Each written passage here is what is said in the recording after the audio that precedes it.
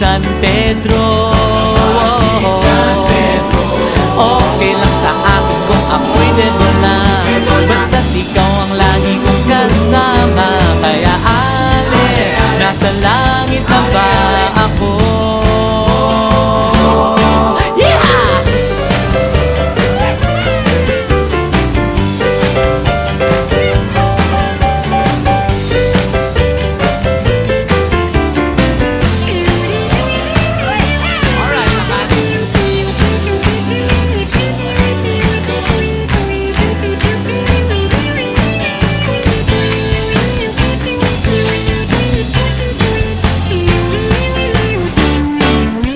Paglabas ko, niyaya ko na siyang pakasal. Inanggihan niya at nasabi may asawa na siya.